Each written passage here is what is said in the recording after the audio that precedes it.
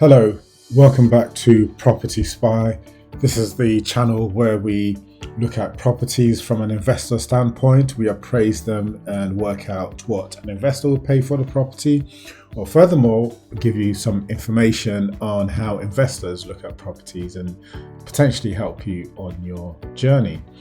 Now, today we've decided that we want to look at unsold auction properties. Why would properties be placed in auction and not sell? I thought Homes on the Hammer gives the impression that everything does sell, but there are possible reasons why a property would not sell in auction. So today I'm going to use this property on Selhurst Road to go through a few reasons why properties would not sell. Are there any opportunities in the unsold property section? Yes, there would be. Are all opportunities or are all unsold auction properties opportunities? They are, but at what price? So we'll look through this property. We'll discuss what you should be looking out for in the unsold section and whether this is a deal or at what price it might make sense for you to purchase. So one of the strategies some people employ when it comes to property investing is monitoring and obsessing over the unsold properties section of auctions. So what they will do is after every auction or auctions in the areas they're interested in, they would troll through the unsold section and in a bid to find out or discover some hidden gems. Now, some people have pushed it so far as to suggest that everything that's in unsold section is a gem. No, it isn't. Bear in mind that every property that goes to auction generally gets maximum and premium marketing. And if people have attended that auction, they would generally have seen those deals and would know what prices they want to pay. So the experienced auction attendees and purchasers and investors would see pretty much everything and put their finger on the ones they're interested in. If something does not sell, you need to ask yourself the question, why did it not sell and what would make it sell eventually? So today we're looking at this property that's on Selhurst Road in London. So you would automatically think that it should sell quite easily because it's in London. It looks really nice on the face of it, but you need to dig in. If anything does not sell in auction, you need to dig further. You need to ask yourself, why didn't the investors and the experienced investors go for this property? Why is it still there? It could be for a number of reasons. It could be that the legal paperwork is just too convoluted and too complicated for any normal purchaser to go for it. It might be that the reserve price is too high, and that's put off all potential purchasers. It could be, like in this case, there were no bids. So why was there no interest in this particular property? It might be where the property is placed, where it's situated. It might be that there's no access. So you need to dig into the legal pack, as with every auction property, to discover if you can find out the exact reason why nobody purchased the property. Having said that, a lot of properties do sell after the auction. So investors can approach the auctioneers and make a bid afterwards. So you will find that some unsold properties do sell very quickly after the auction.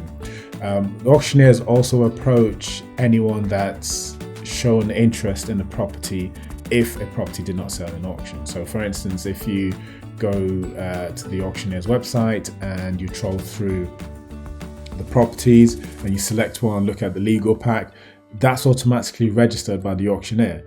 So if the property goes to the room and does not sell in the room, they would typically approach everyone that's read the legal pack to ask them if they would be interested in making an offer. Now, second thing is, if a property did not sell in auction, then the auction rules still apply, but you can make offers that are not subject or restricted by the auction rules. So for instance, you can say that rather than complete in 4 weeks, you would rather complete in 10 weeks and make a much lower offer. You can do whatever you want really, because it's a property, it's then on the market and it's not sold.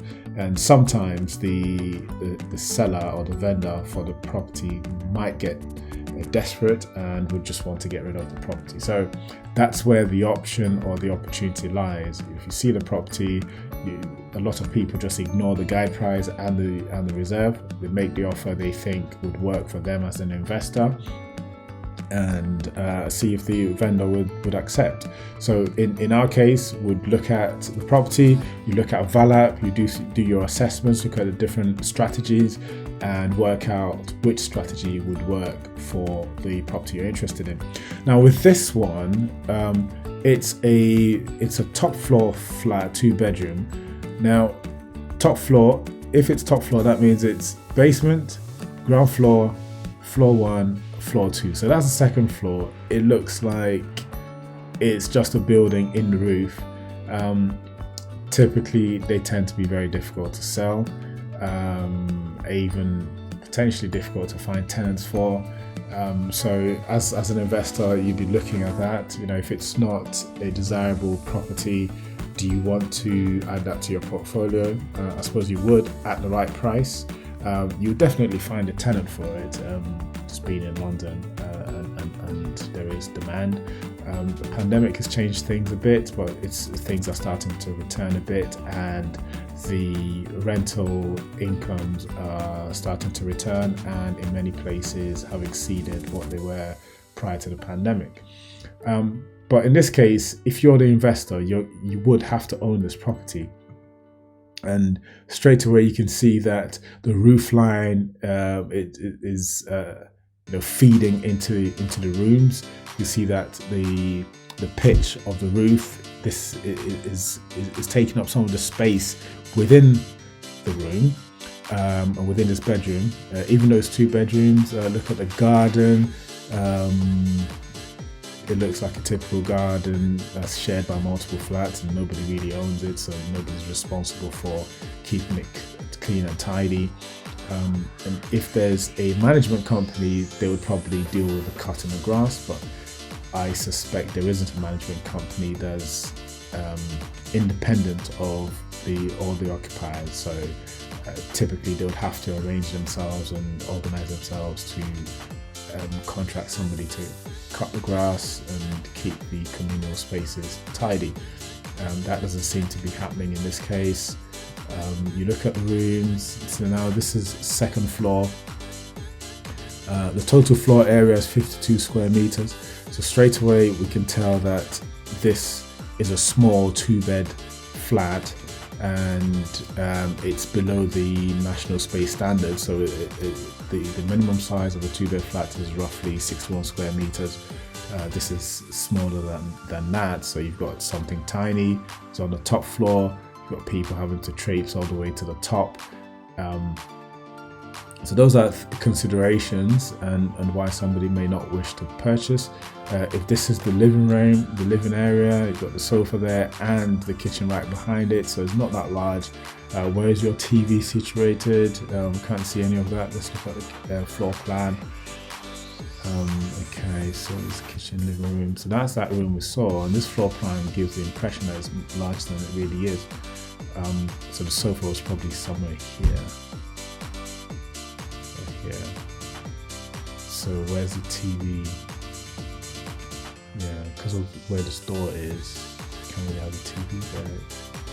So the room is quite small. Well, it's the how it's laid out isn't great. So I wonder what the space is over here. So these are things one will look at. Now I went through to the legal documents page. Is this it? Yeah, there's really nothing I could find here.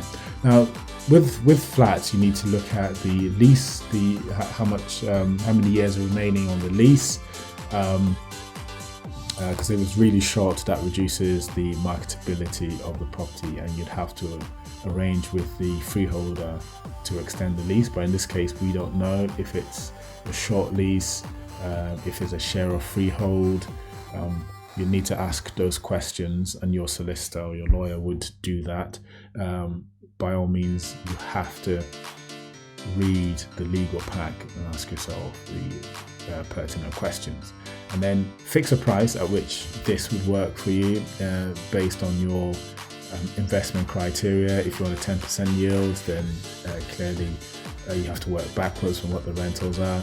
For a 2-bed on this street, you are looking at £1,000, £1,100.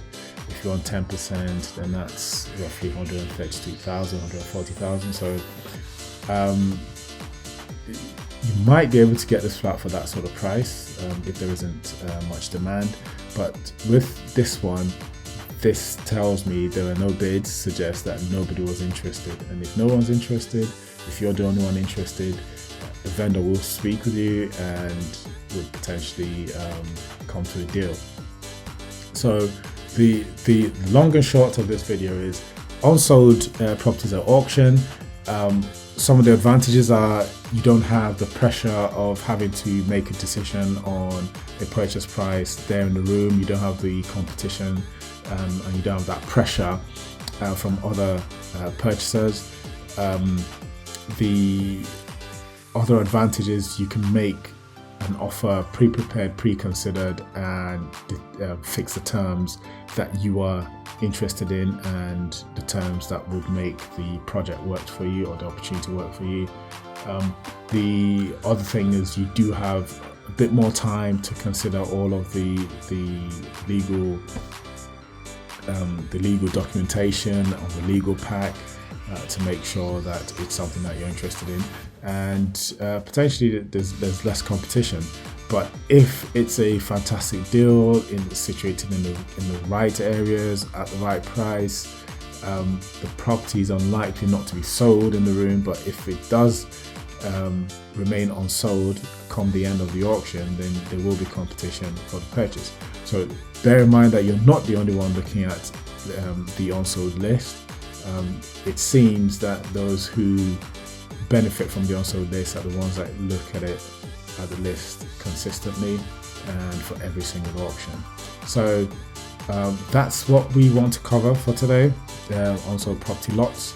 If you are interested in further guidance and help and some suggestions as to how we can help you purchase an auction or help you appraise properties, do get in touch via Valor. Thank you very much and happy investing.